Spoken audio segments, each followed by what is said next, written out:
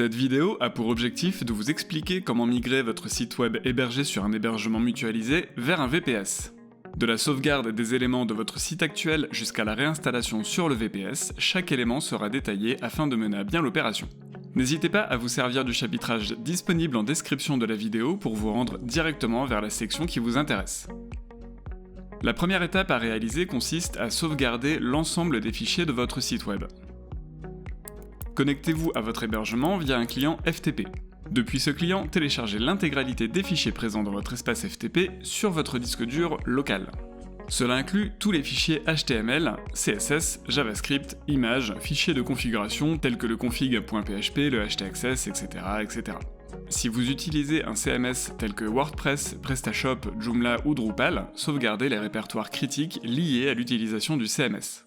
Ils varient selon le CMS et je vous les liste à l'écran. N'hésitez pas à mettre la vidéo en pause. Maintenant que vos fichiers sont sauvegardés, occupons-nous de la base de données. Dans le cas où vous utilisez une base de données Web Cloud Database pour votre site web, vous pouvez continuer à l'utiliser sans avoir besoin de la migrer. Votre VPS s'y connectera pour gérer les données. Dans le cas contraire, il vous faut exporter votre base de données pour la migrer sur le VPS. Pour ce faire, connectez-vous à phpMyAdmin via le lien d'accès que vous trouverez dans votre espace client. Partie Web Cloud, cliquez sur Hébergement, puis sur le nom de l'hébergement concerné, puis sur Base de données. Repérez la base de données qui vous concerne, cliquez sur les trois petits points, puis sur Accéder à phpMyAdmin. Renseignez les informations demandées, puis rendez-vous dans l'onglet Exporter. Ici, deux méthodes sont disponibles. Pour la démonstration, je choisirai la méthode rapide. Le fichier téléchargé contient l'intégralité de votre base de données. On appelle cela un dump. Vous voilà maintenant prêt à passer à l'étape suivante, à savoir la configuration de votre VPS.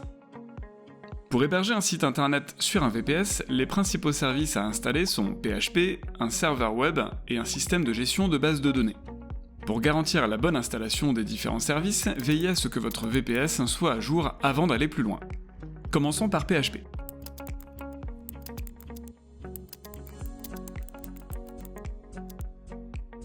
Pour vérifier la bonne installation, tapez la commande suivante. Vous devriez voir apparaître un message de ce type. L'installation d'un serveur web n'est pas plus complexe. Pour les besoins de cette vidéo, j'ai choisi d'installer Nginx. Répétez l'opération pour le système de gestion de base de données. Ici, j'utilise MariaDB, qui est identique à MySQL. Le VPS est maintenant équipé d'un environnement de développement web fonctionnel. Place maintenant au transfert des fichiers de votre site web vers le VPS. Ici, il est important de s'assurer que le propriétaire du dossier de destination soit identique à l'identifiant utilisé pour se connecter en FTP au serveur. Si ce n'est pas le cas, il vous faudra modifier le propriétaire depuis le VPS par le biais de la commande chown. Comme pour récupérer les fichiers de l'hébergement mutualisé, connectez-vous au VPS en FTP puis procédez au transfert des fichiers dans le répertoire défini lors de la configuration du serveur web. Dans mon cas, il s'agit de /var/3w/html, c'est le répertoire par défaut. Profitez-en aussi pour transférer le dump de votre base de données dans le /home de votre utilisateur FTP. Cela sera utile pour la suite.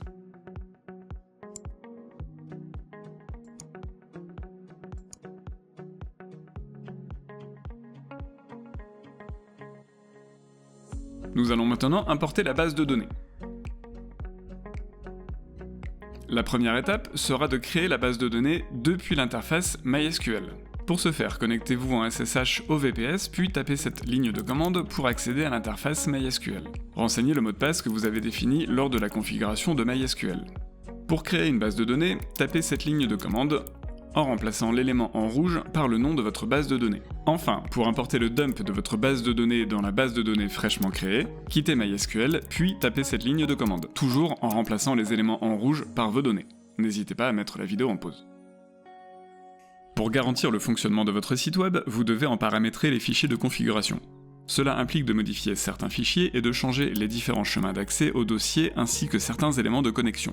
Tout cela dépend de la manière dont vous avez créé votre site. C'est pourquoi je vous invite à consulter le guide en description de cette vidéo, dans lequel sont détaillées les variables à modifier dans le fichier de configuration en fonction du CMS utilisé. Dans le cas d'une création de site from scratch, la procédure y est parfaitement détaillée. À ce stade, l'intégralité des fichiers de votre site a été migrée vers votre VPS. Il reste une étape cruciale afin que votre site soit de nouveau accessible sur Internet. Faire pointer les serveurs DNS vers votre VPS. L'opération se réalise depuis l'espace client dans la section Web Cloud. Cliquez sur DNS Zone, puis sur votre nom de domaine. Ici, vous allez pouvoir modifier l'IP vers laquelle pointe l'enregistrement de votre domaine. Cette opération nécessite un délai de propagation de 24 heures. Cela signifie que votre site sera accessible à tous dans les 24 heures suivant cette modification. Nous arrivons à la fin de ce tutoriel. Je vous invite vivement à prendre quelques instants supplémentaires pour sécuriser votre VPS afin de vous prévenir de potentielles intrusions, protéger vos données et garantir le bon fonctionnement de votre service sur le long terme.